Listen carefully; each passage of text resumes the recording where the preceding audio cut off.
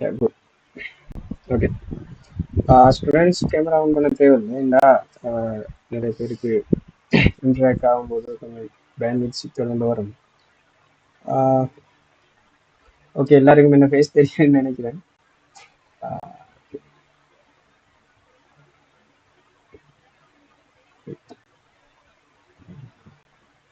Okay, start பண்ணுவோம். எல்லாருக்கும் good afternoon, வணக்கம், அஸ்ஸலாமு அலைக்கும். Welcome to the combined maths classes. Last week தொடங்க இருந்தது, சின்ன சிக்கலால் இந்த வீக் தான் தொடங்க ஏற்கும்.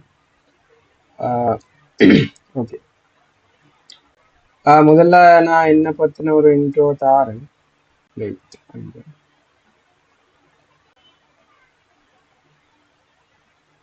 சரி, ஷாவன ஸ்க்ரீன் தெரியுதானே? ஓகே ஓகே, இப்போ கம்பைன்மெண்ட்ஸ் பாடம் எல்லாரும் ஒரு பாடமாக செலக்ட் பண்ணாக்கள் இந்த கிளாஸில் ஜாயின் பண்ணியிருப்பீங்க. ஸோ முதல்ல என் பேர் வந்து முஹ்தசீப். நான் இப்போ வந்து ஃபைனல் இயர் இன்ஜினியரிங் செஞ்சிட்ருக்கேன் யூனிவர்சிட்டி ஆஃப் ஸ்ரீஜாவத்தனபுரையில். அதில் என்ன ஃபர்தராக சொல்ல போனால் டிபார்ட்மெண்ட்ஸ் நிறைய இருக்கும். அப்போ அதில் நான் கம்ப்யூட்டர் டிபார்ட்மெண்ட்டில் படிச்சுட்டு இருக்கேன். அப்போ நான் அது ஒரு 5 இயர்ஸாக டீச் பண்ணிட்டு இருக்கேன். அதாவது நான் எக்ஸாம்ஸ் எடுத்த அடுத்த ஸ்டெப்பே நான் டீச் பண்ண தொடங்கிட்டேன். அப்போ மெயினாக சொல்ல போனால் கொஞ்சம் எங்கட ஊரில் கொஞ்சம் அவ்வளோ கிளாஸஸ் இல்லை. ஸோ நான் வந்து எங்களோட ஊரில் தான் கொஞ்சம் கஷ்டப்படுற பிள்ளைகள் எடுத்து அப்படி படித்து கொடுத்து அதுல இருந்து இமீடியட்டாக எனக்கு ஜூனியர்ஸாகவே கொஞ்சம் பேர் வந்தாங்க. அப்போ சொந்தலாண்டு அப்படி அப்போ அதுல இருந்து நான் அப்போ கொஞ்சம் ட்ராவல் பண்ணி இது செய்யறதால கிளாஸஸ் வந்து ஆன்லைன்ல செஞ்சா ரெக்கார்டிங்ஸ் இருக்கும். அதே போல லங்காவில் எங்க இருந்தும் ஸ்டூடெண்ட்ஸ் ஜாயின் பண்ணலாம். அப்போ நல்ல ஒரு யூஸ்ஃபுல்லாக இருக்கும்ன்றதால தான் நான் டீச்சிங் என்ன தொடர்ந்து செஞ்சிட்டு இருக்கேன். அப்போ அவ்வளோதான் ஷார்ட்டாக என்ன பற்றின இன்ட்ரோ. ஸோ இன்னைக்கு கிளாஸ் வந்து உங்களுக்கான ஒரு அறிமுகமாக தான் இருக்க போதே ஒழிய நீங்கள் இதில் வந்து மெட்ஸில் படிக்க போகிறது ஒன்றும் இல்லை. இப்போ நீங்கள் என்னதை படிக்க போறீங்கன்றத ஒரு அறிமுகமாக கொடுப்போம்னு தான் இன்றைய கிளாஸை நான் பிளான் பண்ணியிருக்கேன். ஸோ முதல்ல வருவோம். பிரயோக விஞ்ஞானம் என்றால் என்ன? இப்போ இதில் நான் நினைக்கிறேன் லைவாக 2 ஸ்டூடெண்ட்ஸ் தான் ஜாயின் பண்ணியிருக்கீங்க. ஸோ ஓவராலும் உங்களுக்கு என்ன தெரியும்ன்றது ஒருக்கா சொல்லுவோம்.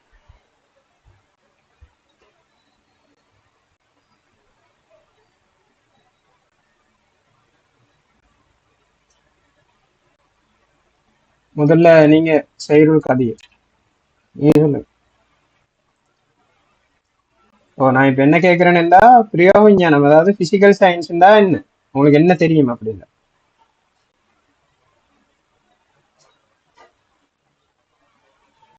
ஐடியா ஒன்றும் இல்லைன்னு.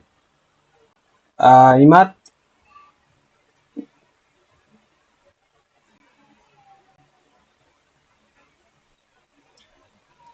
நீங்க பேசினது கேட்கல.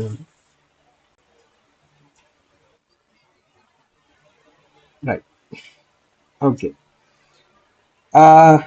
நான் இங்க பிசிக்கல் சயின்ஸ், அதாவது பிரயோக விஞ்ஞானம்டா என்னண்டா, நீங்க இப்ப ஓஎல் எழுதிட்டு ஏஎல் படிக்க வந்திருப்பீங்க. ஸோ அதுல நீங்க பிசிக்ஸ ஒரு பாடமா, அது பிறகு கெமிஸ்ட்ரி ஒரு பாடமா, இல்லைன்னா ஐடி ஒரு பாடமா. இப்ப இங்க நீங்க பிசிக்ஸ் கெமிஸ்ட்ரின்னு மட்டும் கன்சிடர் பண்ணுங்க. ஸோ பிசிக்ஸ் கெமிஸ்ட்ரி, அது பிறகு 3வது பாடமா கம்பைன் மெட்ஸ் ஒரு பாடமா எடுத்தீங்கன்னா நீங்க உங்களோட அட்வான்ஸ் லெவல்ல நீங்க படிக்கிற ஸ்ட்ரீம்ல பேர் தான் பிரயோக விஞ்ஞானம். பிசிக்கல் சயின்ஸ் ஸ்ட்ரீம்ல நீங்க இப்ப படிக்கிட்டு இருக்கீங்க. மெட்ஸ் ஏ லெவல்ல மெட்ஸ் படிக்கிறேன் என்று சொல்றது என்பது ஒரு பிழையான வார்த்தை.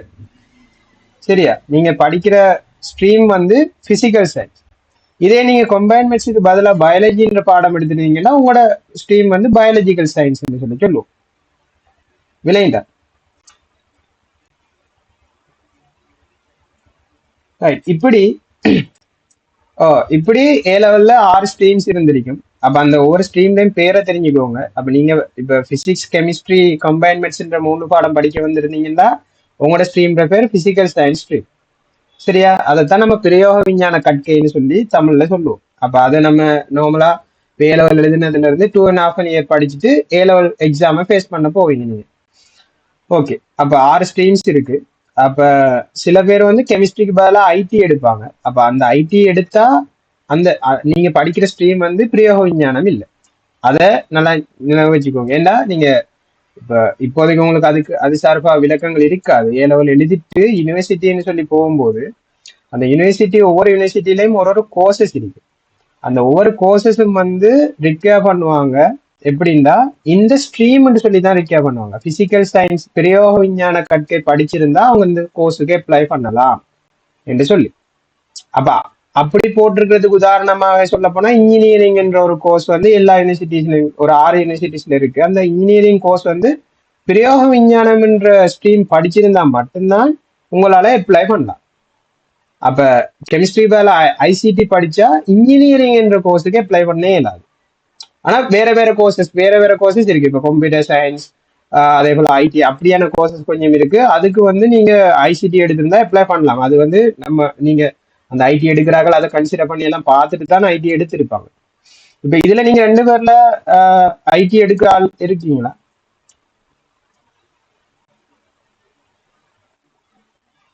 ஓகே, அப்படின்னா நீங்க படிக்கிறது பிரயோக ஞானம், அதை ஞாபகம் வச்சுக்கோங்க. சரியா? இது நிறைய பேருக்கு இப்ப மெட்ஸ் படிக்கிற நிறைய பேருக்கு மெட்ஸ் படிக்கிறோம்னு தான் சொல்லுவாங்க. ஆனா அதுல சரியான வார்த்தை அது இல்லை. ஏன்னா மெட்ஸும் பயோவும் தானே அந்த 2 ஸ்ட்ரீமுக்கு வித்தியாசம். ஸோ அதை பயோ படிக்கிறன்ற இதை மெட்ஸ் படிக்கிறன்ற. ஆனா அந்த ஸ்ட்ரீம்ஸுக்கான பேர் வந்து physical science and biological science. சரியா? ரைட். இப்ப எனக்கு சொல்லுங்க, நீங்க ஏன் இப்ப பிசிக்கல் சயின்ஸ் ஸ்ட்ரீமை செலக்ட் பண்ணீங்க? அப்படின்னா நான் இப்போ ஓஎல் எழுதிட்டீங்க, ஏ லெவல்ல கம்பைன்மெண்ட்ஸும் பிசிக்ஸும் கெமிஸ்ட்ரியும் படிப்போம்னு வந்திருப்பீங்க. அதாவது சொல்ல போனா மெட்ஸ் படிப்போம்னு வந்திருப்பீங்க. ஏன் வந்தீங்க?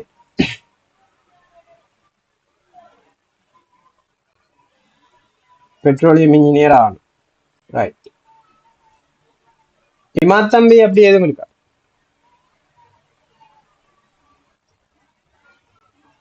ரைட். ஓகே.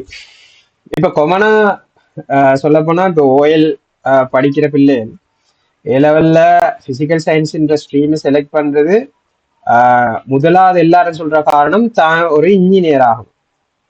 அடுத்ததா சொல்லுவாங்க எனக்கு மெட்ஸ்ல கொஞ்சம் இன்ட்ரெஸ்ட், மெட்ஸ் நான் கொஞ்சம் நல்லா செய்வேன். ஸோ ஏ லெவலுக்கு வரும்போது நான் செலக்ட் பண்ற ஸ்ட்ரீமா பார்க்கும்போது மெட்ஸ் எனக்கு கொஞ்சம் மேலும்ன்றதால நான் பிசிக்கல் சயின்ஸ் செஞ்சேன். அப்ப இந்த 2 தான் கொஞ்சம் மெயினான காரணம் வரைக்கும். மற்ற சில பேர் வேற வேற காரணங்களையும் வச்சிருப்பாங்க. Okay, right. அப்ப அந்த காரணத்தால பிசிக்கல் சயின்ஸ் இதுக்கு மட்டும்தானா நீங்க சாய்ஸ் பண்ணணும்டா? இல்ல. நான் ஒரு விஷயம் சொல்றேன், உங்களுக்கு அது இப்ப விளங்காது.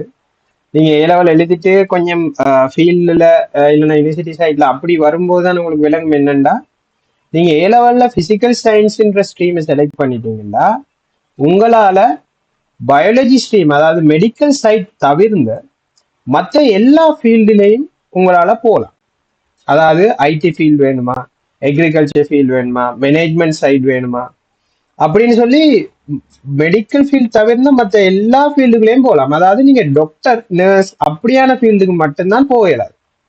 அதுலேயும் உங்களுக்கு ஆப்ஷன்ஸ் இருக்கு. என்னன்னா பிசியோதெரப்பின்னு ஒரு கோர்ஸ் இருக்கு. அந்த இஎன்விஎல் மருத்துவம்னு சொல்லி சொல்லுவாங்க. அதுக்கு நீங்க மெட்ஸ் படிச்சா அந்த கோர்ஸுக்கு நீங்க போகலாம். அது பிறகு பயோமெடிக்கல் இன்ஜினியரிங்னு சொல்லி ஒரு கோர்ஸ் இருக்கு. அப்போ பயோமெடிக்கல் இன்ஜினியரிங்ல என்னன்னா இப்போ மெடிக்கல் ரிலேட்டடான எக்யூப்மெண்ட்ஸ் இருக்கு தானே, எம்ஆர்ஐ ஸ்கேனர்ஸ் அப்படியான ஸ்கேனர்ஸ் டிசைன் பண்றாங்கள நீங்க போகலாம். அப்ப மெடிக்கல் ஃபீல்டுக்குள்ளேயும் போக இயலாதுன்னு இல்லை. அதுதான் நீங்க பிசிக்கல் சயின்ஸ் ஒரு ஸ்ட்ரீமை செலக்ட் பண்ணி படிக்கிறதுல மெயினான ஒரு பெனிஃபிட். நீங்க ஏ லெவல்ல ஏதோ ஒன்று தான் படிப்பீங்க, அதுக்கு பிறகுதான் ஒரு இதுதான் இந்த ஃபீல்டுன்னு சொல்லி படிக்க போவீங்க. ஸோ அந்த ஃபீல்டுல நீங்க போகும்போது உங்களுக்கு எந்த ஃபீல்டுக்கு வேண்டாலும் போகக்கூடிய சான்சஸ் இருக்கு. பிசிக்கல் சயின்ஸ் படிச்சீங்கன்னா உங்களோட வாழ்க்கை இப்ப இது மட்டும்தான் இந்த ஃபீல்டுன்றது இல்லை. இப்ப நீங்க டீச்சரா தான் ஆகணுமா இல்லைன்னா லோயர் ஆகணுமாண்டாலும் பிசிக்கல் சயின்ஸ் படிச்சு லோ ஆகலாம். அப்ப நல்லா தெரிஞ்சுக்கோங்க, லோயர்ன்றது வந்து ஆர்ட்ஸ் படிக்கிற ஆளுக்குரிய ஒரு கோர்ஸ் மட்டும் இல்லை, அது வந்து எந்த ஸ்ட்ரீம் படிச்சாலும் லோயர் ஆகலாம்.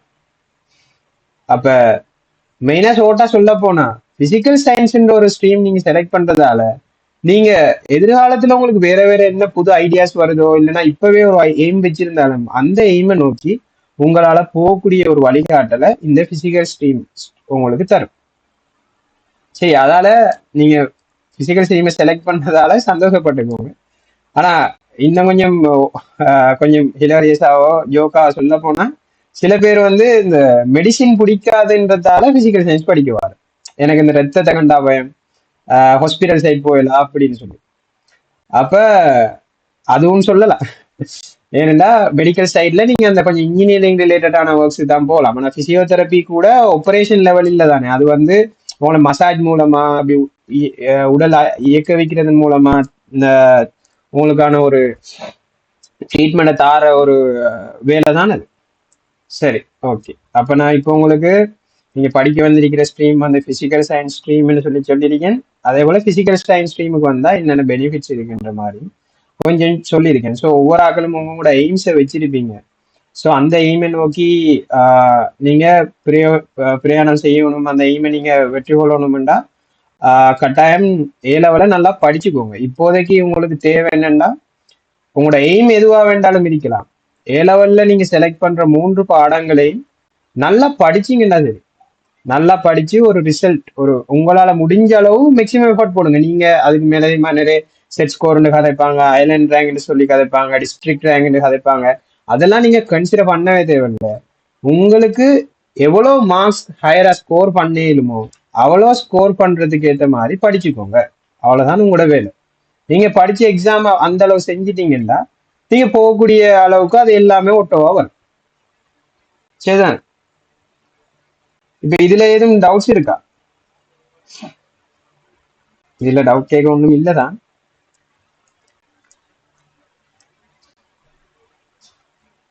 ரைட், தென் ஃபைன்.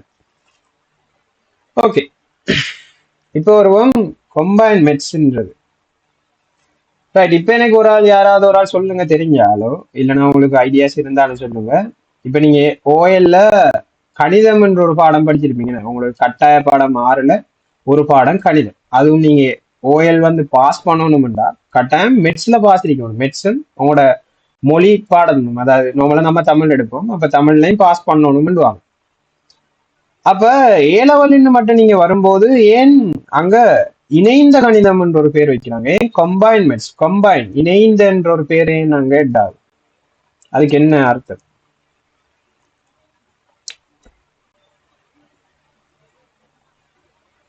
யாராவது ஒரு ஆளுக்கு தெரிஞ்சா சொல்லலாம்.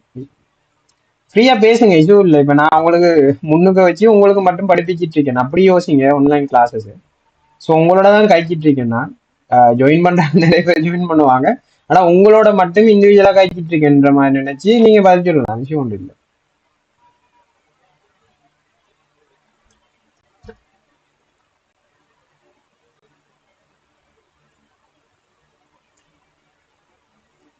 செயலுக்கு அது இது உங்களுக்கு எதுவும் ஐடியாஸ் இருக்கா?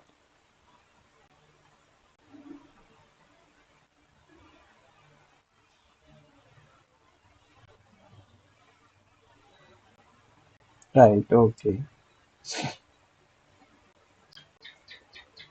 வேற இப்ப புதுசா ஜாயின் ஆன ரவி லவன்,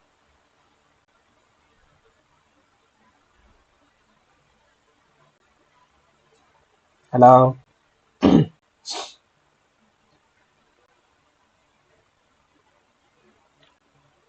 முகமது ஆஷிப்,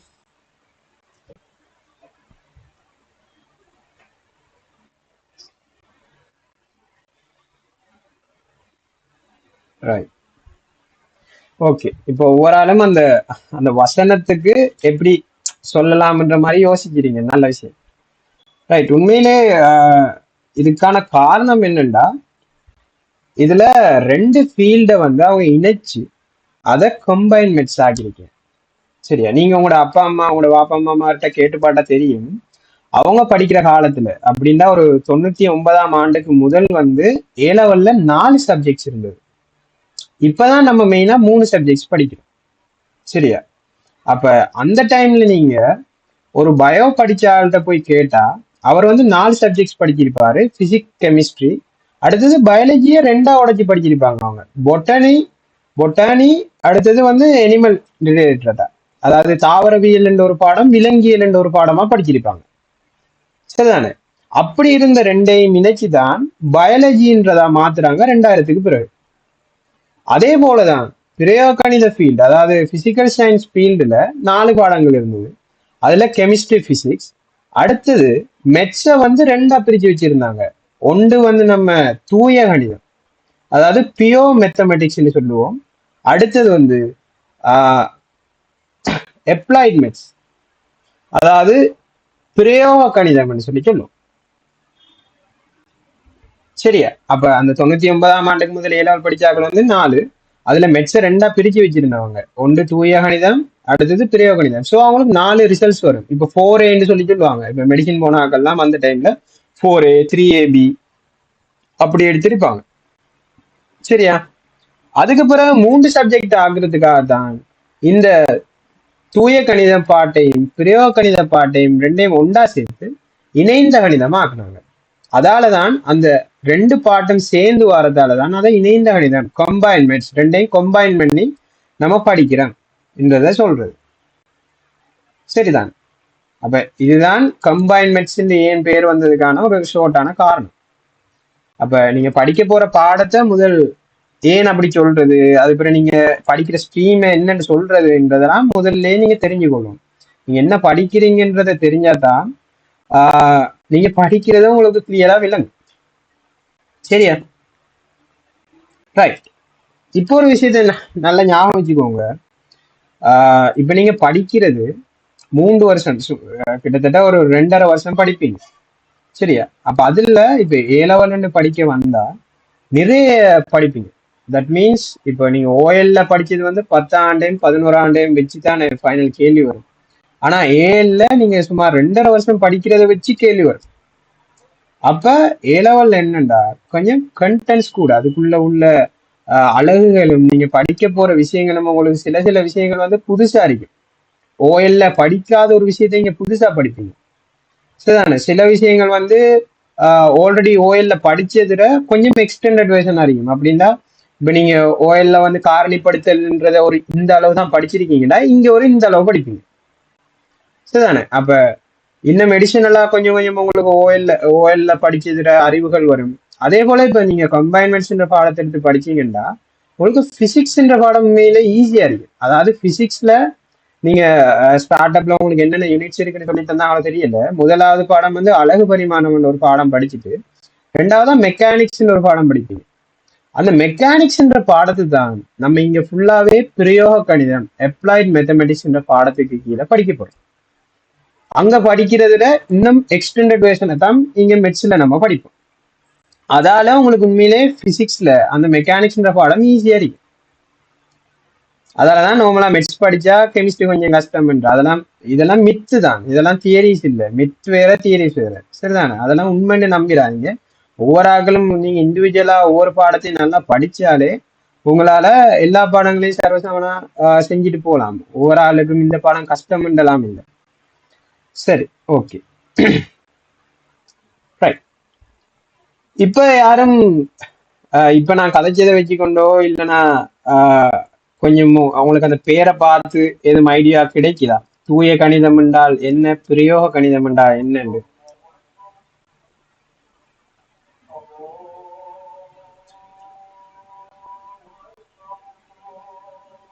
ரைட். 7:25க்கு நான் கொஞ்சம் கண்டினியூ பண்றேன்.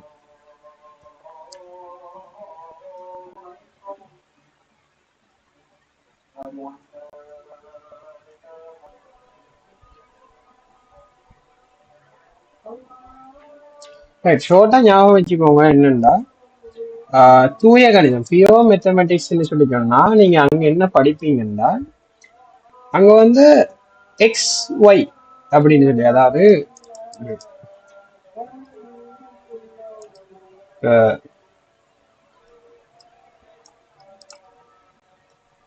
எக்ஸ் ஒய் அப்படியான சில சார்புகள் இருக்குன்னு தானே. அதாவது நீங்க ஓஎல்ல எல்லாம் படிச்சிருப்பீங்க.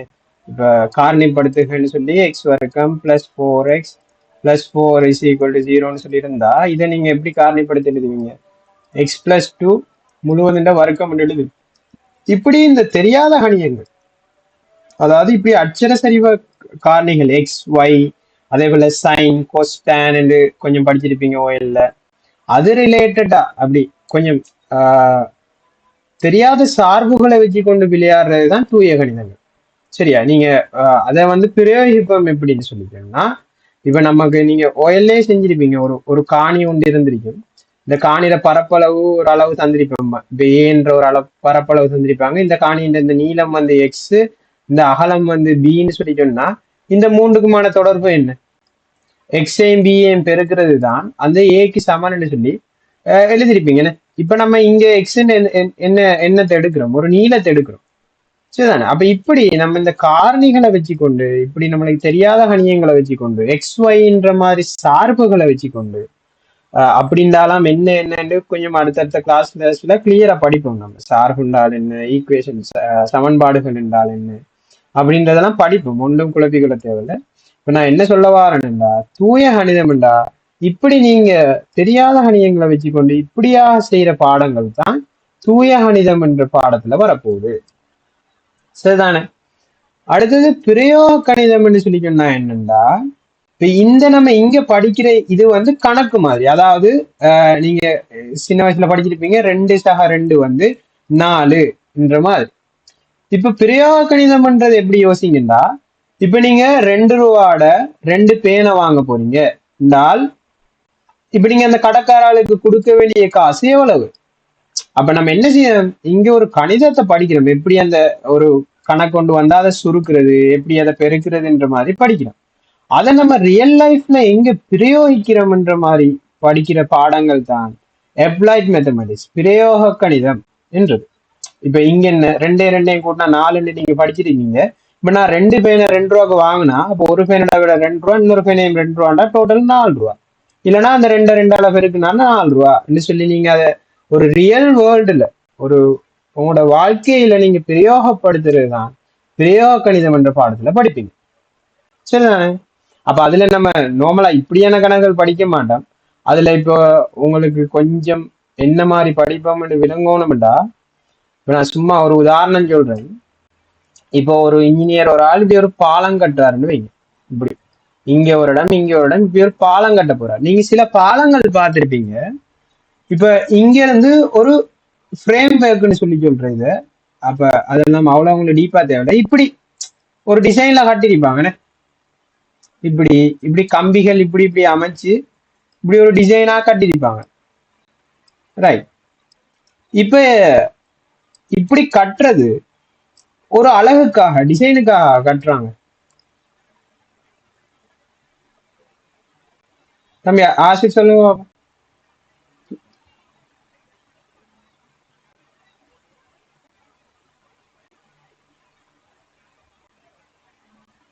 நான் பேசுறது கேக்குதா? ரைட். அப்ப நீங்க என்ன நினைக்கிறீங்க? இப்ப இந்த பாலம் ஒன்று கட்டுனா, நீங்க சில பாலம் பார்த்துருப்பீங்க தானே தம்பி? இப்படி கம்பி எல்லாம் வச்சு இப்படி டிசைனா கட்டிருப்பாங்கன்னு. ஓ, அது ஏன் அப்படி கட்டுறாங்கன்னு நினைக்கிறீங்க?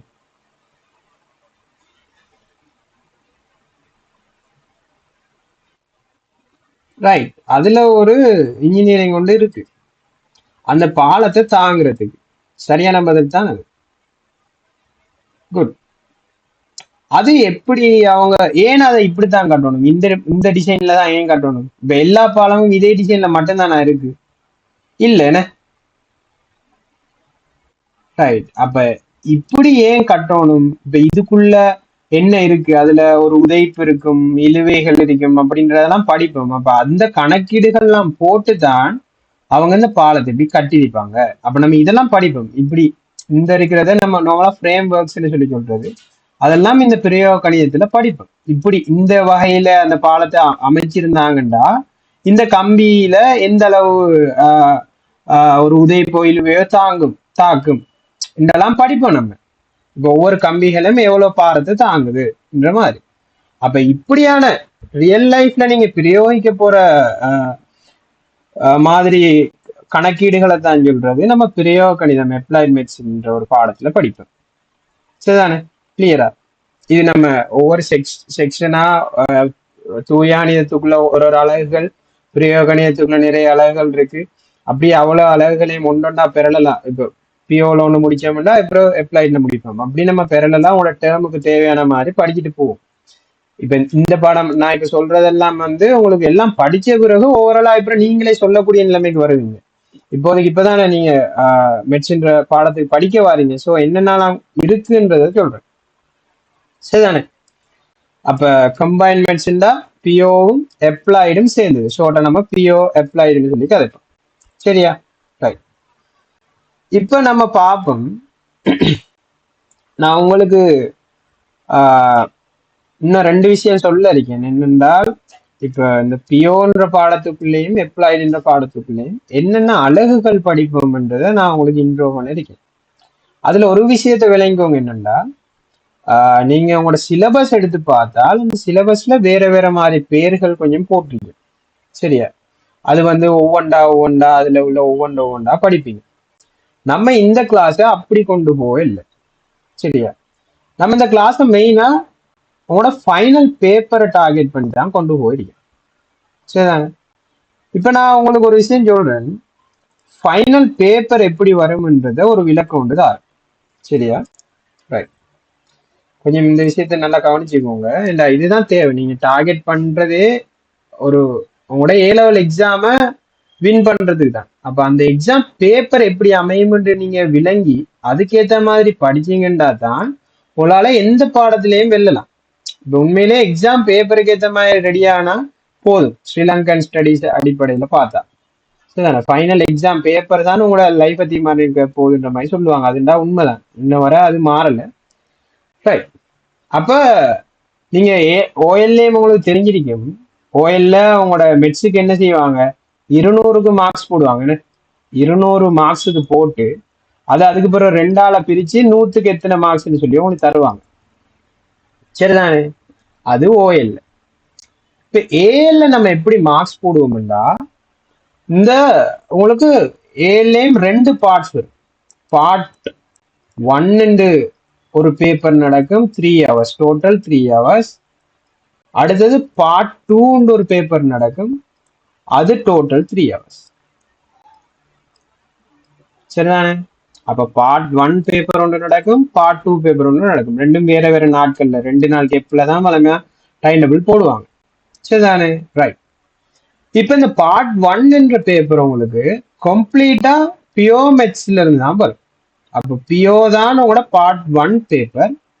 பார்ட் 2 பேப்பர் வந்து இந்த அப்ளைட் பார்ட்ல தான் கம்ப்ளீட்டா வரும்.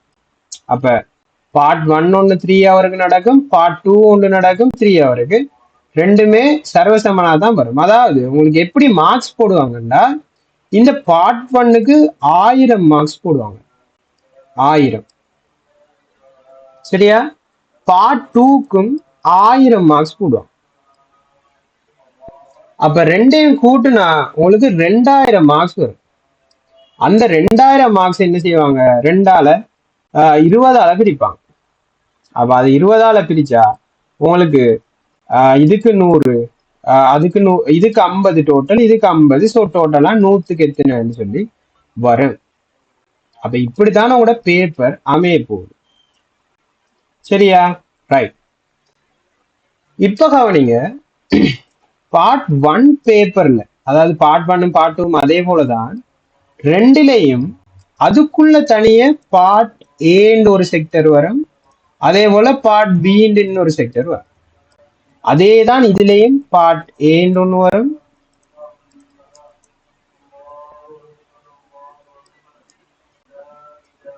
பார்ட் ஏன்னு ஒன்று வரும், அதே போல பார்ட் பின்னு ஒன்று வரும்.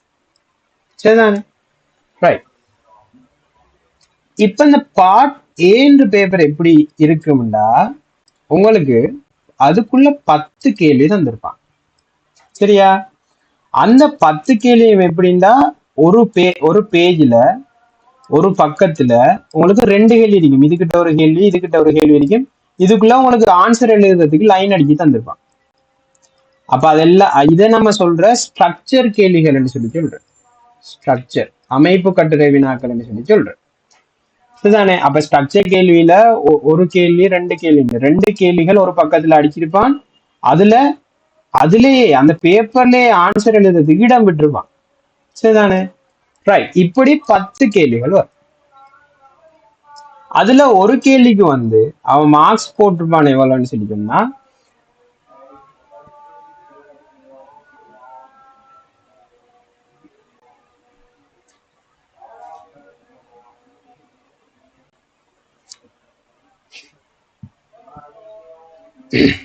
நான் உங்களுக்கு பேப்பரை காட்டி கதைச்சா ஈஸியா இருக்கும்.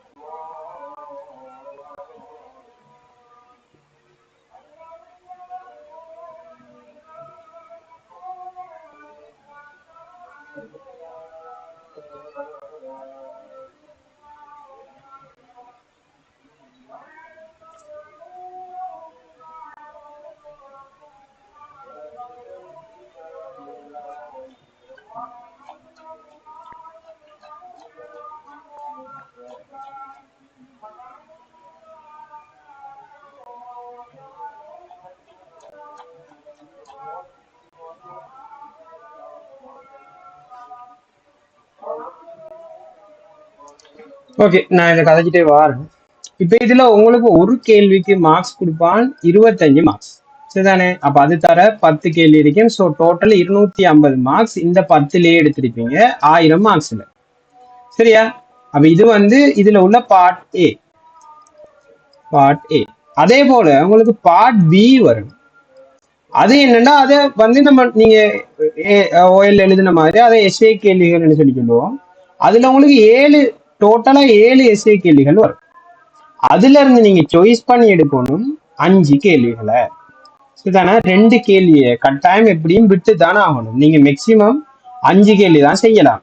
அப்ப 7ல 5 சாய்ஸ் பண்ணி எடுப்போம். அதுல ஒரு கேள்விக்கு உங்களுக்கு டோட்டலாவே மார்க்ஸ் போட்டிருப்பான் 150 மார்க்ஸ். அப்ப ஒரு கேள்விக்கு அதுல உள்ள ஒரு எஸ்ஏ செஞ்சீங்கன்னா 150 மார்க்ஸ் வரும். 5 கேள்வியை செஞ்சீங்கன்னா 750 மார்க்ஸ் வரும். ஸோ இந்த ஸ்ட்ரக்சர்ல நீங்க 10 கேள்விகள் செஞ்சு எடுக்கிற 250, எஸ்ஐல ஒரு கேள்வி 150, அப்படி 5 கேள்வி எடுக்கிற 750 சேர்ந்து டோட்டலா 1000 மார்க்ஸ் வரும் ஒரு பார்ட் 1க்கு மட்டும். அப்ப அதுல பார்ட் ஏல 250, பார்ட் பில 750 எடுத்து பார்ட் 1ல 1000 மார்க்ஸ் எடுப்பீங்க. அதே போலதான் அப்ளைடு. அதே போல 10 ஸ்ட்ரக்சர் கேள்விகள், ஒரு கேள்விக்கு 25 மார்க்ஸ். அதே போல 7 எஸ்ஏ வரும். அதுல 5 எஸ்ஏ செலக்ட் பண்ணி எடுப்பீங்க. அதே 750 மார்க்ஸ். 2ஐயும் கூட்டி 1000 மார்க்ஸ். ஸோ ஃபைனலா உங்களுக்கு இந்த பார்ட் 1ஐயும் பார்ட் 2ஐயும் கூட்டி 2000க்கு மார்க்ஸ் போட்டுட்டு அந்த 2000 மார்க்ஸுக்கு நீங்க எவ்வளவு மார்க்ஸ் எடுக்கிறீங்களோ அதை 100க்கு எத்தனைன்னு சொல்லி போடுவாங்க. சரியா? இப்ப நான் பேசினதுல எதுவும் கிளியர் இல்லாம இருக்கா எப்படி பேப்பர் வரும்ன்றதுல? ஏன்னா நான் இப்ப உங்களுக்கு பேப்பரை காட்டினேன்னா இன்னும் கிளியரா விளங்கு. இப்போதைக்கு பேப்பர்ல உள்ள கேள்விகளை பார்க்காதீங்க, நான் காட்டுறேன் பாருங்க.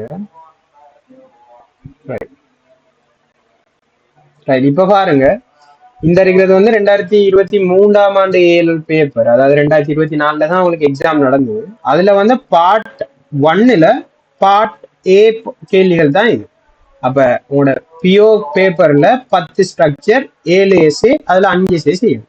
10 ஸ்ட்ரக்சரையும் கட்டாயம் செய்யும். அப்ப இந்த பேப்பர் தருவாங்க பாருங்க, பகுதி ஏல இந்த முதலாவது கேள்வி இருக்கு, அதுக்கு ஆன்சர் எழுதுறதுக்கு இடம் இருக்கு.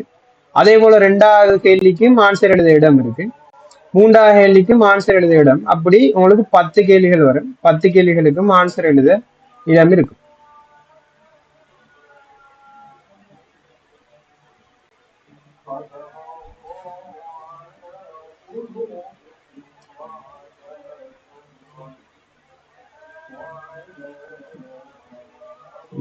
ஓகே, இந்த 10வது கேள்வி வரையும் உங்களுக்கு ஆன்சர் எழுத இடம் இருக்கும். ஒரு விஷயத்த தெரிஞ்சுக்கோங்க, நீங்க அங்க ஃபைனலுக்கு எக்ஸாம் எழுத போனா இந்த முதல் 10 கேள்விகளும் அந்த பேப்பர்லயே தான் நீங்க ஆன்சர் எழுதணும். அந்த பேப்பரை அப்படியே அங்க கொடுக்கணும். சரியா? இந்த விஷயங்களை நல்லா ஞாபகம் வச்சுக்கோங்க. நம்ம படிக்கும் போது எப்படி பேப்பர் செய்யறன்ற விஷயங்கள் நான் கதைப்பேன். அந்த டைம்ல உங்களுக்கு நல்லா விளங்கக்கூடிய மாதிரி இருக்கும். சரி, அப்ப இந்த 10 கேள்விகளுக்கு நீங்க அதுலயே ஆன்சர் எழுதி அந்த பேப்பரே அப்படியே கொடுப்பீங்க. அதோட பாட்டு கேள்விகள் இப்படித்தான் வரும். இப்ப இது வந்து ஒரு எஸ்ஏ. அந்த 10ல இருந்து தொடர்ந்து 11, 12 சொல்லி 17 வரண்டு நம்பர் போட்டிருப்பாங்க. அப்படின்னா 7 கேள்விகள் இருக்கும். அதுல 5 கேள்வி எடுக்கும். அப்ப ஒவ்வொரு எஸ்ஏலையும் ஏ பார்ட் பி பார்ட்டும் வரும். அப்ப டோட்டலா சேர்ந்து இவ்வளவுத்துக்கும் வந்து உங்களுக்கு 150 மார்க்ஸ். இது ஒரு எஸ்ஏ. இது அடுத்த ஒரு எஸ்ஏ. அடுத்தது 13வது எஸ்ஏ. அப்புறம் 14, 15, 16, 17 சொல்லி டோட்டலா 7 எஸ்ஏகள் வரும். அதுல உங்களுக்கு இந்த 17வது எஸ்ஏயோட முடியும். அப்ப அதுல ஏதாவது 5 எஸ்ஏ செலக்ட் பண்ணி நீங்க உங்களுக்கு ஒரு ஓஎல்எஸ் அந்த மாதிரி ஒரு புக் ஒன்று தருவாங்க. அந்த புக்ல நீங்க எஸ்ஏட நம்பரை போட்டு ஆன்சர் எழுதிட்டு அந்த ஸ்ட்ரக்சர் பேப்பரையும் அந்த புக்கையும் சேர்த்து கட்டி கொடுப்பீங்க. கொடுத்துட்டு இந்த எஸ்ஏ பேப்பரை மட்டும்தான் வீட்டை கொண்டு வருவீங்க. இது பார்ட் 1 பேப்பர். அதே போலதான் பார்ட் 2லையும் பாருங்க. ஸ்ட்ரக்சர் கேள்விகள்ல 10 கேள்வி வரும் இப்படி. அதே போலதான் எஸ்ஏல 11, 12 சொல்லி தொடங்கு 17 கேள்விகள். ஸோ டோட்டலா 7 எஸ்ஏ கேள்விகள். 11ல இருந்து தொடங்கி 17 வரை 7 எஸ்ஏ கேள்விகள் வரும். உங்களுக்கு இந்த படமெல்லாம் பார்த்தாலே விளங்கும். இதெல்லாம் பிரயோகம் தான். நம்ம எப்படி கணிதத்தை பிரயோகிக்கிறோம் என்ற மாதிரி படிப்போம். இதை ஒவ்வொன்றையும் படிச்சுதான் 2.5 வருஷத்துக்கும் படிச்சுட்டு அதுல நீங்க சாய்ஸ் பண்ணி எடுக்கிறதுலாம் உங்களோட இஷ்டம். நம்ம எல்லாத்தையும் படிப்போம். ரைட். அப்போ 17 கேள்விகள்ல 17ல 5 கேள்விகளை செஞ்சு கட்டி கொடுப்பீங்க. சரிதானே? அப்ப இப்படித்தானே உங்களோட ஃபைனல் பேப்பர், கம்பைன் மெட்ஸுக்கான ஃபைனல் பேப்பர் அமைய போகுது. இதுல எதுவும் கேட்க இருக்கா? எதுவும் டவுட்ஸ் இருந்தா கேட்கலாம்.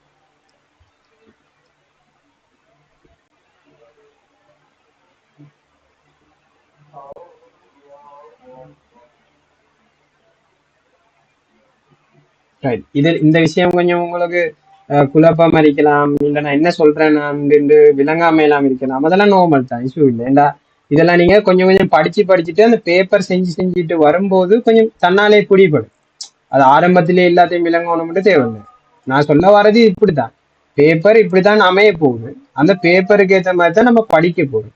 பேப்பருக்கு ரெடி ஆயிட்டு போனோம்னா சரி சரிதானே. ஆனா மெட்ஸ் படிக்கிறதால உங்களுக்கு எக்ஸ்டர்னல் அறிவு கிடைக்கும், பிரயோகமா அறிவுகள் கிடைக்கும். நான் இப்ப ரோட்ல போகும்போதெல்லாம் இப்போ ஒரு பிரிட்ஜை பார்த்தா நீங்க கதைப்பீங்க, இந்த பிரிட்ஜ்ல இழுவை இருக்குடா, இந்த பிரிட்ஜ்ல உதைப்புகள் இருக்குடா, அதெல்லாம் இப்படி வடிவமைச்சாங்க அப்படின்ற ஐடியாஸ் உங்களுக்கு கிடைக்கும், அறிவு ஒன்று கிடைக்கும். அதை எப்படி நம்ம பேப்பர்ல பிரயோகிச்சு அந்த எக்ஸாம் எழுதுறோம்ன்றதுலதான் நம்மள அவன் டெஸ்ட் பண்ணி எடுக்கிறான். நம்மளோட அறிவை அவன் டெஸ்ட் பண்ற வழியா அந்த பேப்பரை தான் பயன்படுத்துறான். ஸோ மேக்சிமம் எல்லா பாடங்கள்லையும் இந்த பேப்பர் ஃபார்மேட்டை ஃபாலோ பண்ணி அதுக்கேற்ற மாதிரி பிளான் பண்ணி படிக்க பாருங்க. சரி ரைட். இப்போ இப்படி இவ்வளோ கண்டென்ட்ஸ் இருக்கு. ஸோ அந்த இவ்வளோ கண்டென்ட்ஸையும் வந்து உங்களோட சிலபஸ்ல எடுத்து பார்த்தீங்கன்னா ஸ்டார்ட்ல பேசிக்ல தொடங்கி அப்படி இப்படின்னு சொல்லி போட்டு குழப்பி இருக்கு. அதை பார்த்தீங்கன்னா ஷுவரா உங்களுக்கு குழப்பும். இப்போ நான் காட்ட போற சிலபஸை பார்த்தா உங்களுக்கு குழப்பும். இப்போ நான் உங்களுக்கு சிலபஸ்ன்னு சொல்லி நான் எந்த ஸ்டைல படிப்பிக்கிறேனோ அப்படி உங்களோட பிஓவையும் அப்ளைடையும் வந்து பிரிச்சு வச்சிருக்கேன். நீங்க அப்படியான தலைப்புகளுக்கு கீழே படிச்சீங்கன்னா கட்டாயம் ஒரு தலைப்புல இருந்து உங்களுக்கு ஒரு எஸ்ஏயோ இல்லைன்னா ஒரு ஸ்ட்ரக்சர் கேள்வியோ வரும் ஷுவரா. அப்ப அந்த தலைப்பை நீங்க அழகா படிச்சுட்டீங்கன்னா பாஸ் பேப்பர்ல ஒரு 25க்கோ இல்லைன்னா 150க்கோ மார்க்ஸ் எடுக்கக்கூடிய அளவு படிச்சுட்டீங்கன்னா அர்த்தம். அதுல எந்தெந்த கேள்விகள்ல எவ்வளவு வரும்னு அந்த ஒவ்வொரு அழகழகா நான் படிக்கும் போது சொல்றேன். இன்றைக்கு இப்போதைக்கு ஜாயின் பண்ணிருக்காக்கள் நம்ம இப்ப காட்ட போற சிலபஸை மட்டும் நீங்க நோட் பண்ணி எடுத்தீங்கன்னாலே போதும். சரியா? இல்லைன்னா நான் இப்ப உங்களுக்கு எக்ஸாம் பேப்பர் எப்படி வரும்னு சொல்லி சொன்ன விஷயங்களையும் நோட் பண்ணி எடுத்துக்கோங்க. அதுவும் உதவும். பார்ட் 1ல வந்து பிஓ வரும் 1000 மார்க்ஸ், பார்ட் 2ல 1000 மார்க்ஸ், பார்ட் 1ல பார்ட் ஏ பார்ட் பி, அதே தான் part A part B 3 hour total. So இதுல ஸ்ட்ரக்சர் கேள்விகள் 10 இருக்கும்.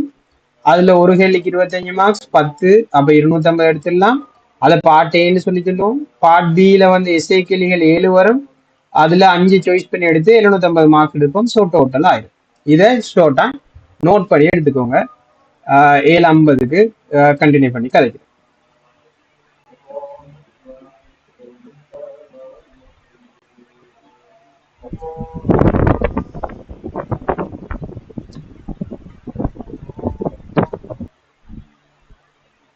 சரியா? அப்ப இந்த பியோமெட்ஸ்ல இந்த 14 அலகுகளும் இருக்கு. அப்ப இந்த 14 அலகுகளையும் 1 by 1 நம்ம முடிச்சுட்டு பாஸ் பேப்பர் கொஷின்ஸ் வந்து செய்ய போறோம். ஸோ உங்க எல்லாருக்கும் சொல்லிக்கொள்றேன் இப்பவே, எல்லாரும் கட்டாயம் கொம்பைன் மெட்ஸ்ல லேட்டஸ்டா வந்திருக்கிற பாஸ் பேப்பரை வாங்கிக்கோங்க. நீங்க வாங்குற பாஸ் பேப்பர்ல வந்து ஒரு 2015க்கு பிறகு வந்த பாஸ் பேப்பர்ஸ் எல்லாம் வாங்கினாலே போதும். நீங்க அதுக்கு வந்த ஆக மிச்சம் பழசான பாஸ் பேப்பர்ஸ் தேவையில்லை. ஏன்னா உங்களுக்கு தெரிஞ்சிருக்கும்னு நினைக்கிறேன், ஒவ்வொரு 5 to 6 இயர்ஸுக்கு வந்து சிலபஸ் மாற்றுவாங்க, சிலபஸ் சேஞ்ச் பண்ணுவாங்க. அப்ப இப்ப நீங்க படிக்கிற சிலபஸ் வந்து 2019ஆம் ஆண்டு A-level பெட்ஜுக்கு வந்து மாத்தின சிலபஸ். ஸோ அதுக்கு வந்து 2015ஆம் ஆண்டு பெட்ஜுக்கு ஒரு சிலபஸ் மாத்திருந்தாங்க. ஸோ 15, 16, 17, 18 வந்து ஒரு வேற சிலபஸ், பழைய சிலபஸ், அதாவது ஓல்டு சிலபஸ்ன்னு சொல்லி சொல்லுவாங்க. அந்த சிலபஸ்ல எக்ஸாம் பேப்பர்ஸ் வந்தது. அதுக்கப்புறம் 2019 ஸ்டார்ட் பண்ணி உங்களோட பெட்ச் வர இப்ப புது சிலபஸ்ல இருக்கு. ஸோ சம்டைம் சில கேள்விகள் வந்து உங்களோட பாஸ் பேப்பர்ஸ்ல உள்ள அந்த 2015 to 18க்குள்ள உள்ள கேள்விகள் அதுக்கு இப்ப 2012 ஒரு சிலபஸ் மாத்தினாங்க, அது 12ல இருந்து 14 வரை வந்தது. அந்த அவ்வளவு கேள்விகள்லாம் சில கேள்விகள் உங்களால செய்ய இயலாத மாதிரி இருக்கும். ஏன்னா அந்த சிலபஸ் வந்து உங்களோட நியூ சிலபஸ்ல நீங்க படிக்காம இருப்பீங்க.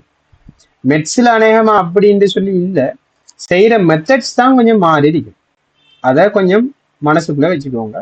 அப்ப கட்டாயம் இன்றைக்கோ இல்லை, இன்றைக்கு நீ நைட்ல செய்யலாது, நீ நாளைக்கோ அடுத்த கிளாஸ் வியாழக்கிழமை இருக்கு, அப்ப அதுக்கு முதலோ இல்லைன்னா நம்ம இப்போதைக்கு அவசரம் இல்லை, பொறுமையா இதுவரை வந்து லேட்டஸ்டா வந்த பாஸ் பேப்பரை வாங்கிக்கோங்க. வாங்கி உங்களோட படிக்கக்குள்ள உங்களுக்கு முன்னுக்கு அந்த பாஸ் பேப்பரும் நீங்க நோட் பண்ற உங்களோட நோட் புக்கும் பேனை பென்சில் செஞ்சு பார்க்கறது கிராஃப்ட் தாள்கள் எல்லாத்தையும் வச்சு கொண்டு இனி படிக்க தொடங்க. நம்மளோட மெட்ஸ் பாடம் வந்து தொடங்குதுண்டா அப்படி வந்து உட்கார்ந்து இருந்தீங்கன்னா அழகா எல்லாத்தையும் ஒரே அடியா படிக்க கொள்ளலாம். சரி, அப்போ உங்களுக்கு இதுவரை வந்து உங்களோட பேப்பர் வந்து அடிச்சிருப்பாங்கன்னு நினைக்கிறேன். லேட்டஸ்டா வந்து பாஸ் பேப்பர்ல நான் சஜஸ்ட் பண்ணுவேன் எஸ்டர்ன்ற பாஸ் பேப்பர் வாங்குங்க. ஏன்னா அதுல தான் கொஞ்சம் டைப்பிங் மிஸ்டேக்லாம் வராம இருக்கு. கொஞ்சம் அந்த இன்னொரு பப்ளிகேஷன் ஒன்று இருக்கு, அதுல அது வந்து நிறைய இயர்ஸ் எல்லாம் சேர்த்து அடிப்பாங்க, ஒரு ப்ரௌன் கலர் பேப்பர்ல வரும், அதுல நிறைய டைப்பிங் மிஸ்டேக்ஸ் வரும். ஸோ கேள்விகள்ல பிழையா வந்தா நம்ம செய்யும் போது நம்மளுக்கு ஒரு மாதிரி கஷ்டமா இருக்கும். கஷ்டம் மீன்ஸ் என்னடா ஆன்சர் வருதில்லைன்னு நம்மளுக்கு ஒரு மாதிரி கவலையா இருக்கும். அதுக்கப்புறம் பார்த்தா கேள்விக்குள்ன்ற மாதிரி வெறுக்கும். அதால நல்ல பேப்பரே வாங்கிக்கோங்க. இப்ப அவசரப்பட்டு வாங்கினாலும் இஷ்யூ ஒன்று இல்லை. ஏண்டா கவர்மெண்டால வந்து ஒவ்வொரு இயர் பேப்பருக்கும் ஸ்கீம்னு சொல்லி ஒன்று வெளியிடுவாங்க.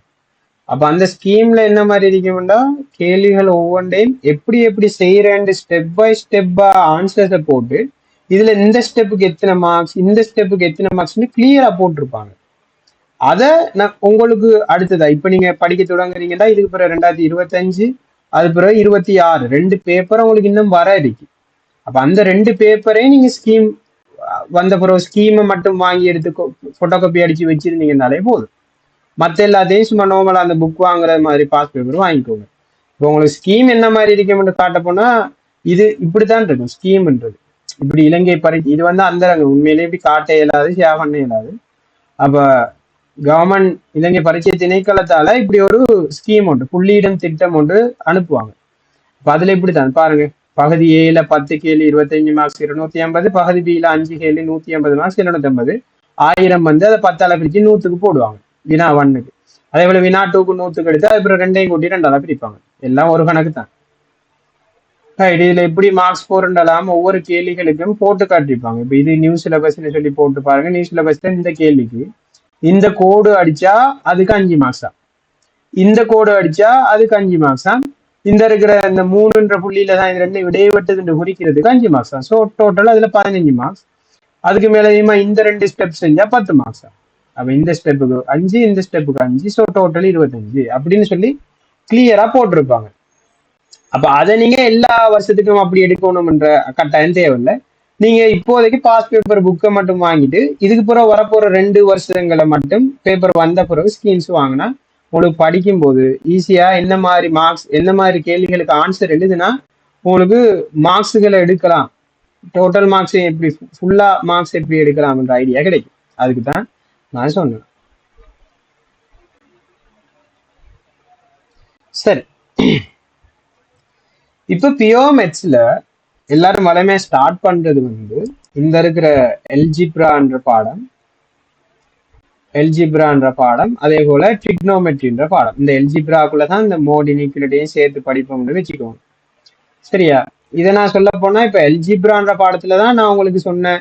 இப்ப இந்த எக்ஸ் வர்க்கம் பிளஸ் 4x பிளஸ் 4 அப்படி காரணிப்படுத்துற, அதுக்கப்புறம் இதுல தீர்வுகள் என்னென்னால வரும், இது சமன் 0 என்னால தீர்வு, எக்ஸ் -2 ஒரு தீர்வு அப்படின்னு சொல்லி தீர்வுகள் எழுதுறது, அப்படியான சில சில விஷயங்கள் படிக்கிறது தான் நம்ம அச்சர கணிதம். இந்த XY சார்பா வச்சு கொண்டு விளையாடுற விஷயங்கள்லாம் அச்சர கணிதம்னு சொல்லி படிப்போம்.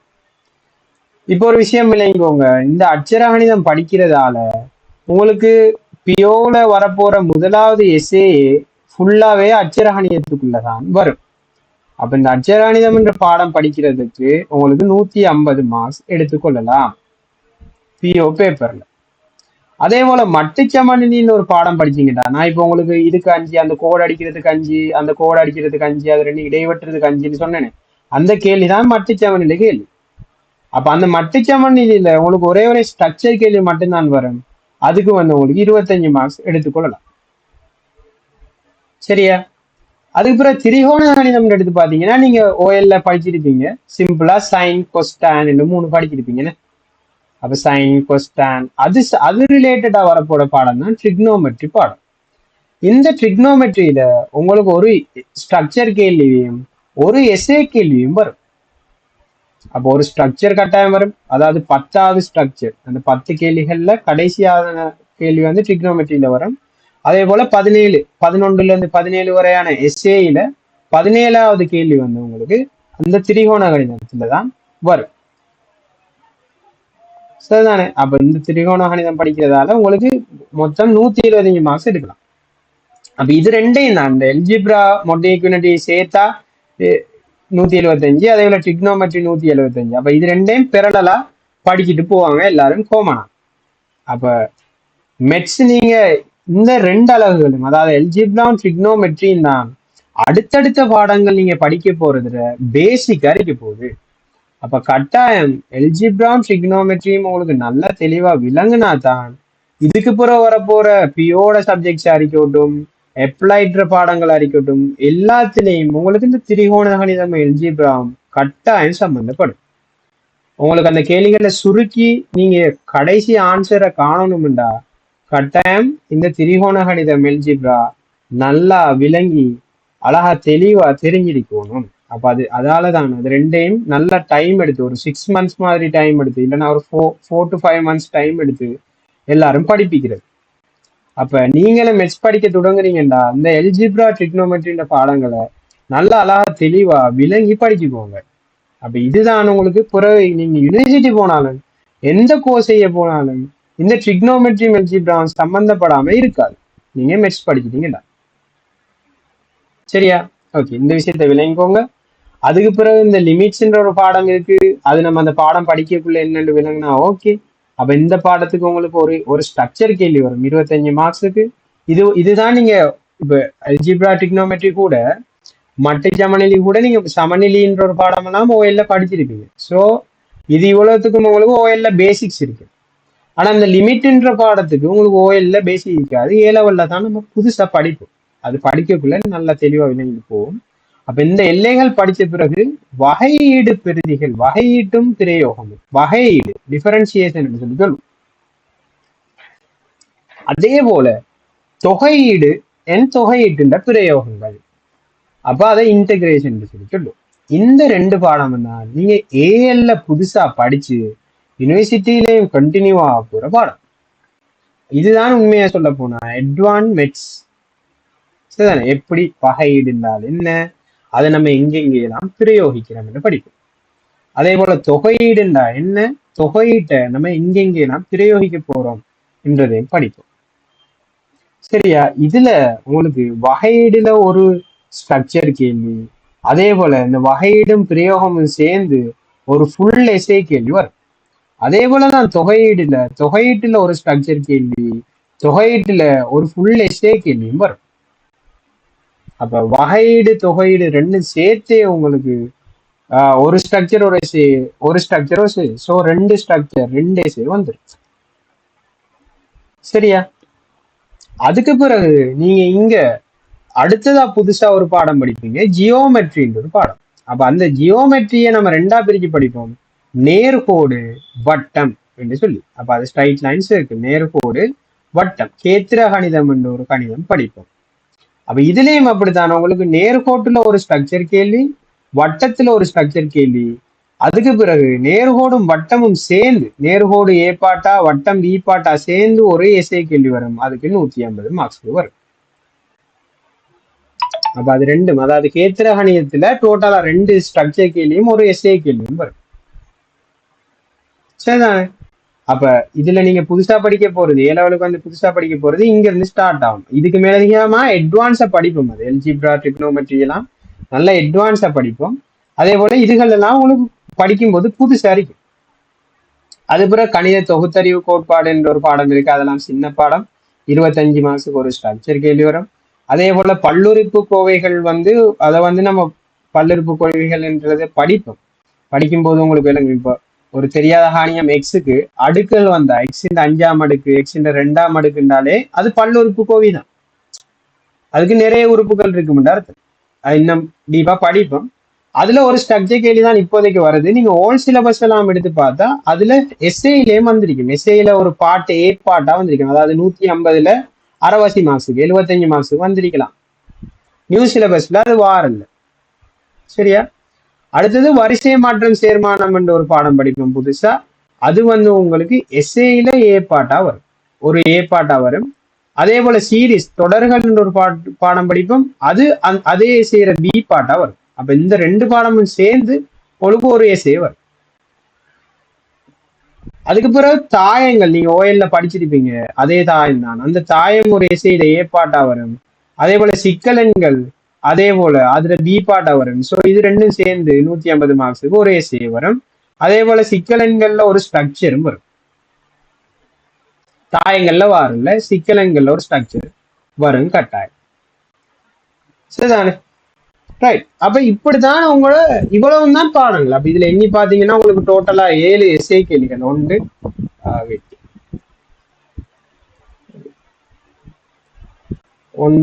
2 3 4 5 6 அடுத்தது 7. அப்ப 7 எஸ்ஏ இருக்கு பாருங்க. இது இவ்வளவு 7 எஸ்ஏ. அந்த 7 எஸ்ஏல 5 எஸ்ஏஸ் நீங்க செலக்ட் பண்ணித்தான் செய்யணும்.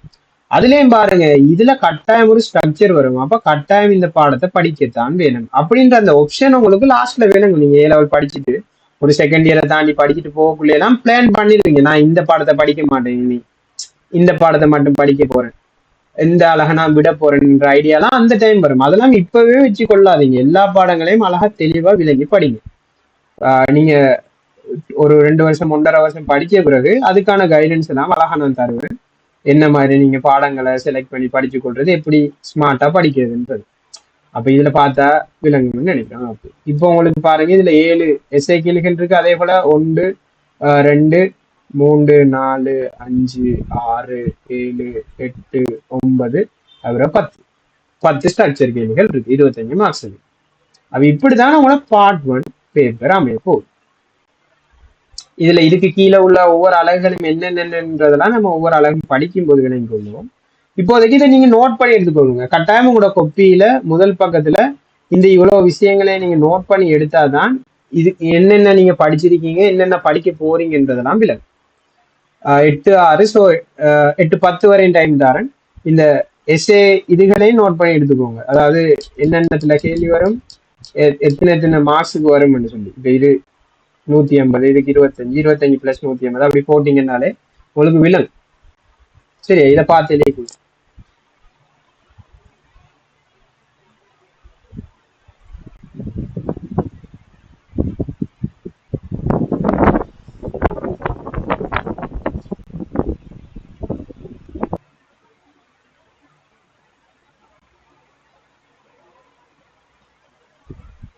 ஓகே, இப்போ இது வந்து 1000 மார்க்ஸ் எடுத்துட்டு 2000த்துல. அப்போ பிஓ பாட்டுன்னு சொல்லி அப்படியே ஃபுல்லா 1000க்கு வரும்.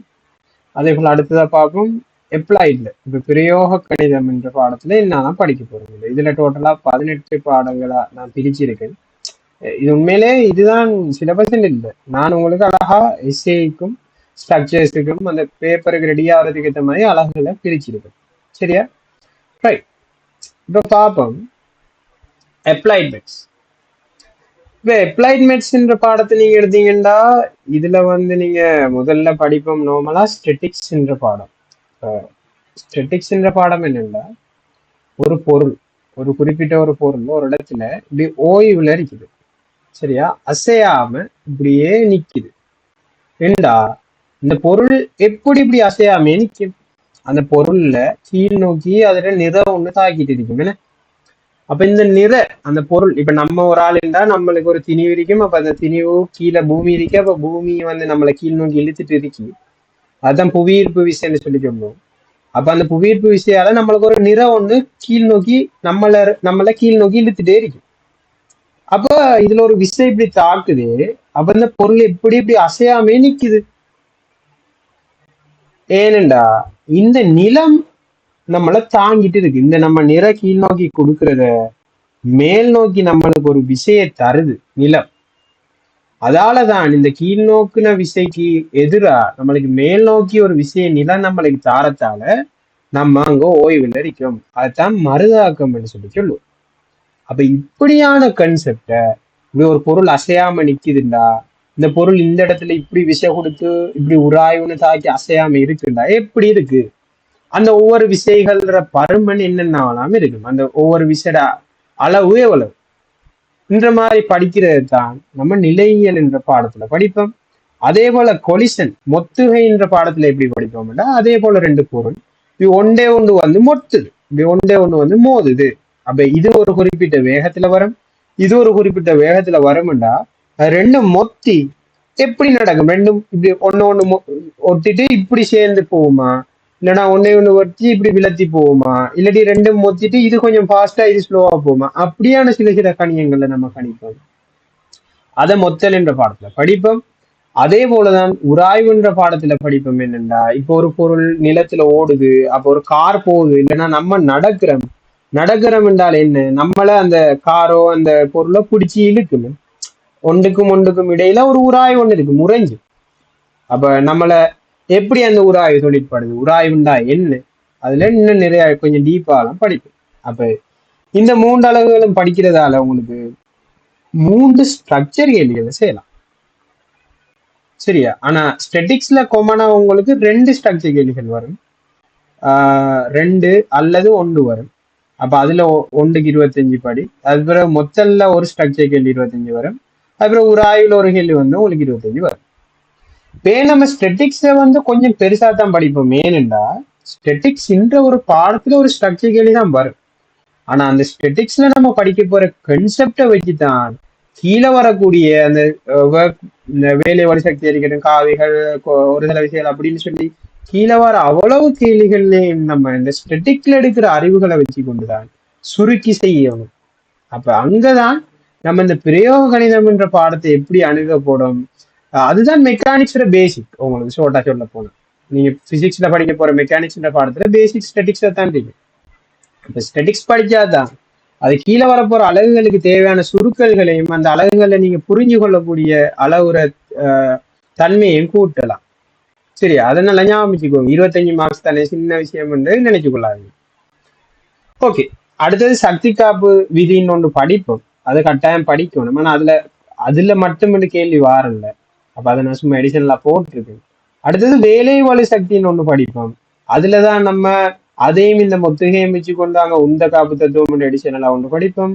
அப்போ ஒரு கார் ஒன்று இப்படி அசையுதுன்னு சொல்லி சொன்னா இப்படி அசைஞ்சிட்டு போகுது. அப்ப அந்த காருக்கு நிலத்துக்கு இடையில ஒரு ஆயுசு அப்படின்ற மாதிரி தாக்கும். அப்ப இந்த கார்ல ஒரு இன்ஜின் இருக்குன்னு நானு.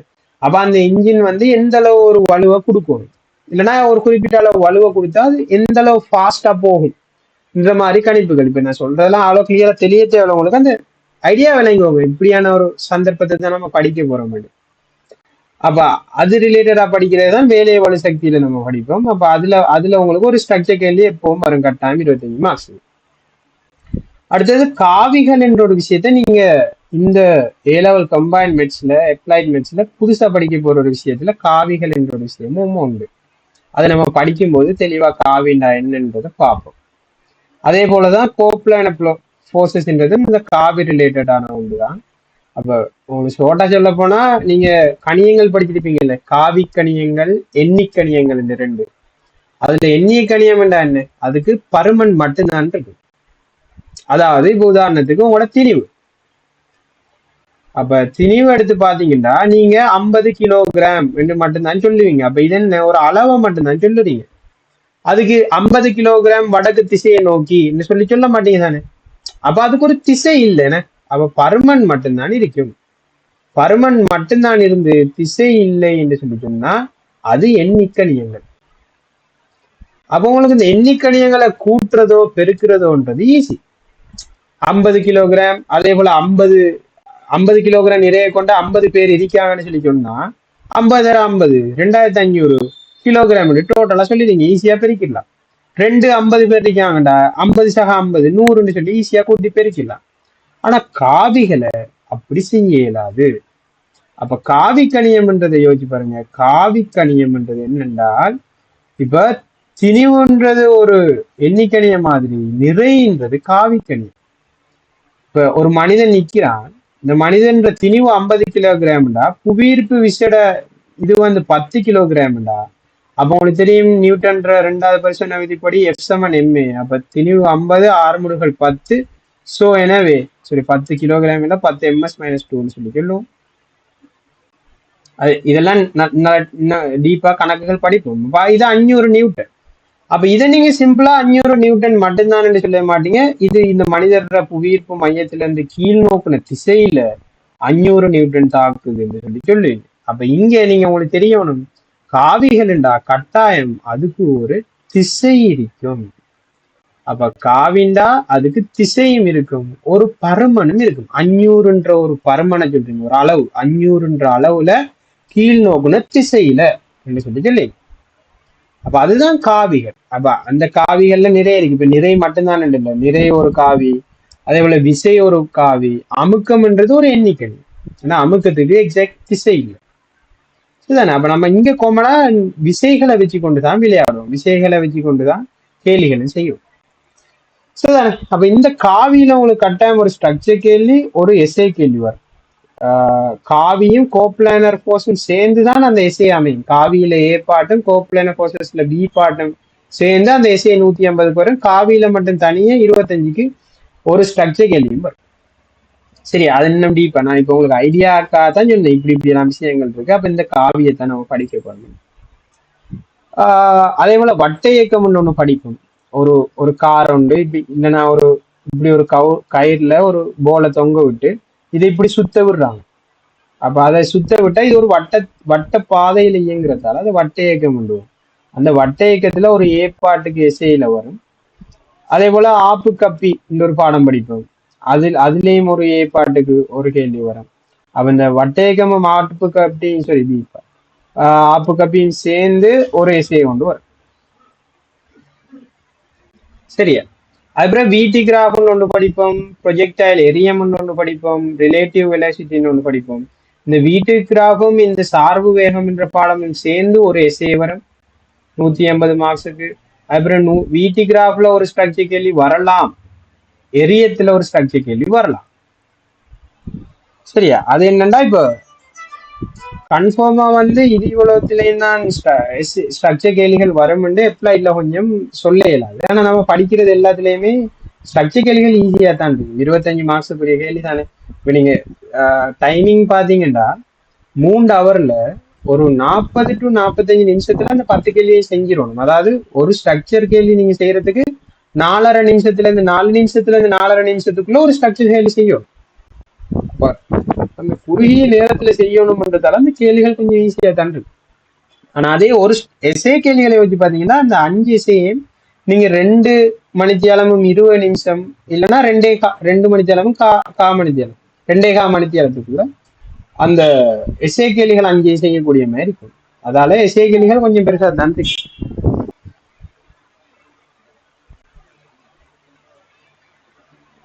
ரைட். அப்ப இப்படி வரப்போகுது. அது பிறகு மூட்டியகோள் சட்டப்படல் ஒரு பாடம் படிப்போம். இது ரெண்டுலையும் சேர்ந்து ஒரு எஸ்ஏ வரும். அதே பிறகு எளிமை இசை இயக்கம் என்ற ஒரு பாடம் படிக்கும். அதுல மட்டும் ஒரு எஸ்ஏ வரும். சரியா, மூட்டியோகோலின் சட்டப்படணும் ஏ பார்ட் பி பார்ட்டா வந்து ஒரு எஸ்ஏ டோட்டலா. அப்புறம் எளிமை இசை இயக்கத்துல ஒரு எஸ்ஏ டோட்டலா வரும். அதே போல புவியீர்ப்பு மையம் கிராவிடேஷனல் பாயிண்ட் ஒரு பாடம் படிப்போம், அதுல ஒரு எஸ்ஏ வரும். அப்புறம் நிகழ்தகவு புள்ளி விவரியல் ரெண்டும் சேர்ந்து ஒரு எஸ்ஏ வரும். ஆனா நிகழ்தகவுல ஒரு ஸ்ட்ரக்சர், புள்ளி விவரவியல்ல ஒரு ஸ்ட்ரக்சர் வரும் கட்டாயம். ரெண்டுலயும் ஒரு ஸ்ட்ரக்சர் வரும். அப்ப இதை நீங்க ஆல்ரெடி ஓஎல்ல படிச்சிருப்பீங்க. நிகழ்தகவுண்டா ப்ராபபிலிட்டி நீங்க பாக்குற மாதிரி தான். இப்ப அந்த ஒரு ஒரு ஒரு பெட்டிக்குள்ள ஒரே சர்வசமன்ல 4 பந்துகள் இருக்கும், அதுல ஒரு பந்து எடுத்தா அது நீல கலரா இருக்கிறதுக்கான நிகழ்தகவு என்ன, அப்படி அந்த பாடம் தான். அதுல கொஞ்சம் சமன்பாடுகளை கொஞ்சம் பெருசாக்கி கொஞ்சமா சின்னதா அவ்வளவுதான், எக்ஸ்டென்ட் தான். மற்றபடி புள்ளி விவரவியல்ண்டா அந்த நீங்க மீன் மீடியன் படிக்கிறது கண்டிருப்பீங்க. ஆகாரம், ஆயிடை, எவரேஜ் எல்லாம் காணுவீங்க இப்படி அட்டவணை ஒன்று அடிச்சு. அப்படியான பாடம் தான் இந்த புள்ளி விவரவியல். அதை நம்ம ஸ்டெட்டிஸ்டிக்ஸ்ன்னு சொல்லிக்கணும்.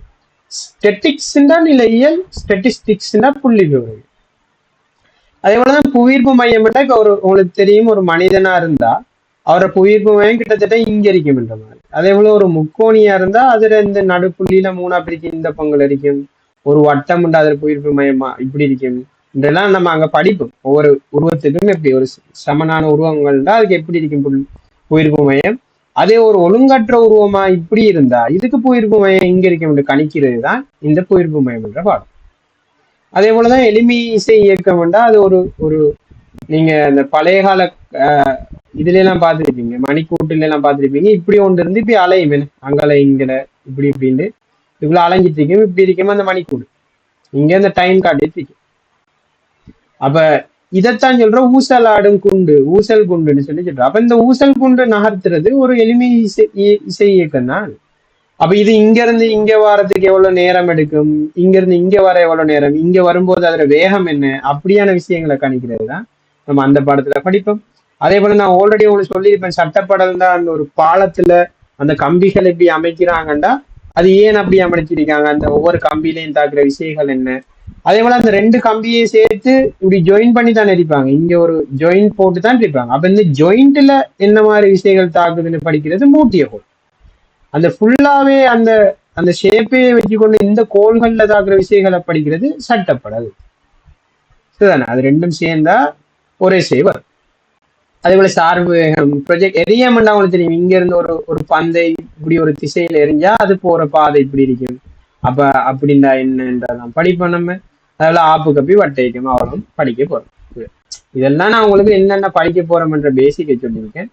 ஸோ இந்த அப்ளைட் மேத்ஸ்ல என்னெல்லாம் படிக்க போறோம்ன்றதை நோட் பண்ணி எடுத்துக்கோங்க.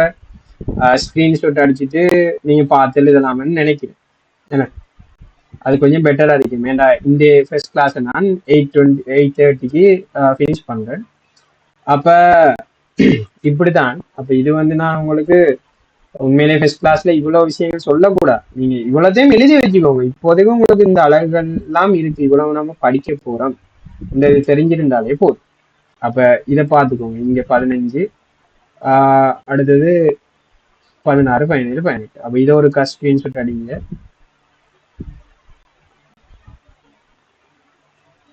இதையும் அடிச்சுக்கோங்க. அப்ப அவ்வளோத்தையும் பார்த்து எழுதுன மாதிரி.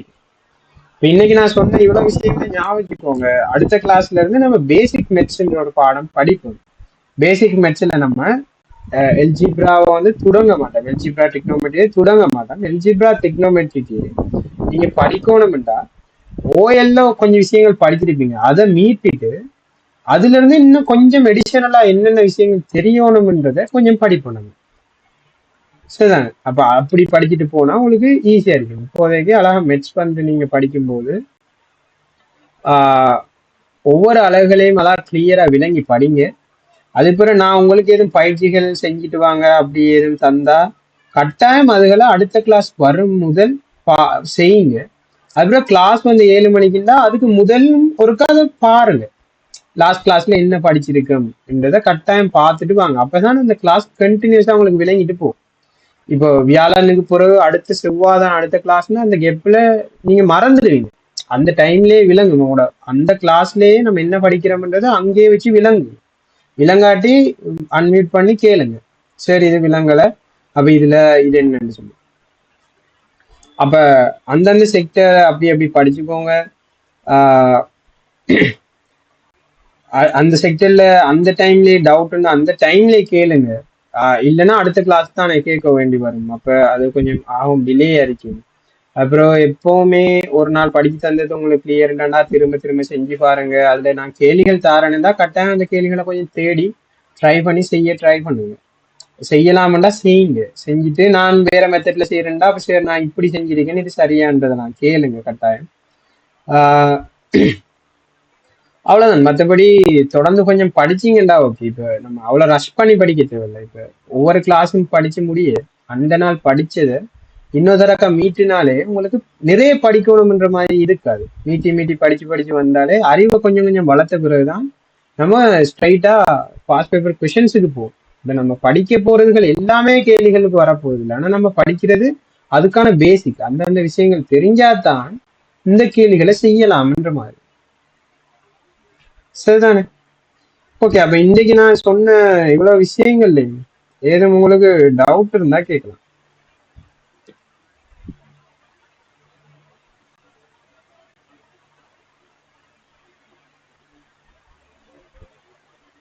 ஓகே, டவுட்ஸ் இல்லைன்னா அப்ப நான் இதோட இந்த கிளாஸை முடிச்சு கொள்றேன். சில அடுத்த கிளாஸ்ல இருந்து உங்களுக்கு பேசிக் மேத்ஸ் வந்து நம்ம தொடங்கலாம். You can leave the classes.